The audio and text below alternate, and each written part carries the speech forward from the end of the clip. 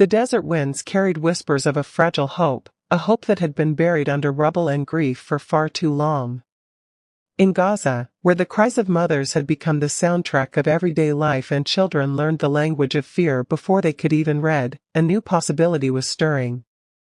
For months, families on both sides of the conflict had lived in torment, waiting for news of loved ones held hostage, praying for a miracle in a world that had forgotten them.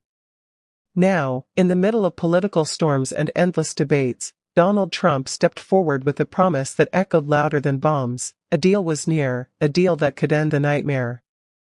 It was not the first time peace had been spoken of in the Middle East, but something about this moment felt different. The world had grown used to broken promises, to agreements signed with fanfare and abandoned in silence. But this time the stage was set with urgency, with the weight of innocent lives hanging in the balance. Trump declared that hostages might soon walk free, their faces once hidden in fear finally meeting the sunlight again. The possibility electrified the air, turning despair into cautious anticipation. For families who had stopped setting an extra plate at dinner, the thought of reunion was almost too much to believe. Behind closed doors, negotiations dragged on, filled with tension and mistrust. Each side carried wounds too deep to heal overnight, and yet the pressure of the moment pushed them closer than ever before. Trump's voice carried both confidence and defiance, promising that the world would see results. Even a skeptic scoffed. For the people of Gaza, for the families of hostages waiting in silence, skepticism didn't matter. What mattered was whether their sons and daughters, husbands and wives, brothers and sisters would come home alive. Every great story of peace is born in the shadow of impossible odds. History remembers moments when the world said it could not be done, only to watch as a single act of courage shifted the course of generations.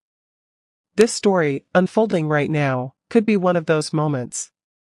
The cameras may capture the leaders, the handshakes, the speeches, but the real story is written in the tears of the mothers who might finally hold their children again.